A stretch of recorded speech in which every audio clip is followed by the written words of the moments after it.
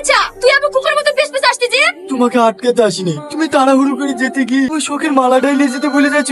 ভাই সামনে তোমাকে অনেক ভালোবাসে, তুমি ওকে সারা জীবন খুশি রেখো, কোনোদিন কষ্ট দিও না। সর এখান থেকে, শালা পেঁচা আবার এখানে জ্ঞান দিতে এসছে। এই কথা না বাড়ি চলো তো। আরে আসেন আসেন রোহান সাহেব, অনেকদিন বাদ দেখা, ভালো আছেন তো? হ্যাঁ ভালো আছি, ধান্দা কেমন চলছে? হ্যাঁ চলছে মোটামুটি। এটা কোন জায়গা? আমাকে তুমি কোথায় লাসলা? তুমি আবার পেছন পেছন কোথায় এসছো? ওখানে দাঁড়াও। মাম্পি ভাই এই মালটাকে সেল করব, কত দিবেন বলেন? মাল তো খাসা লাগছে রোহান সাহেব, 2 লক্ষ টাকা নেবে? ঠিক আছে, আমি 3 লাখ টাকা দাম নেবো। হ্যাঁ তোমার কথাই হলো, সেঠজি সাহেব আসবে তারপর তুমকো পেমেন্ট করে দেবে। ঠিক আছে আমি চলে যাচ্ছি, অনলাইন পেমেন্ট করে দেবেন। তুমি এখানে একটু দাঁড়াও, আমি আসছি।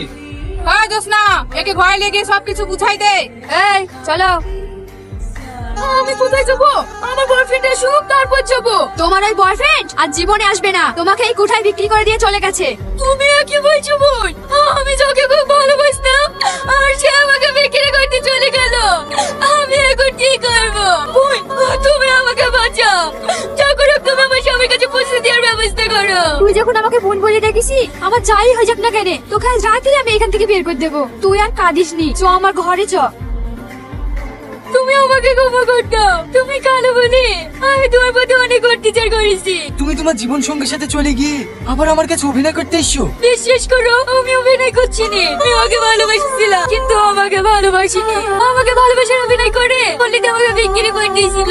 কেঁদো না, তুমি আমার কাছে চলে এসছো, আমি তোমাকে অনেক ভালোবাসি গো, আমি তোমাকে সারা জীবন আগলে রাখবো। চলো ঘরে। কোনো মানুষকে গায়ের রং বা চেহারা দিয়ে বিচার করবেন না। আর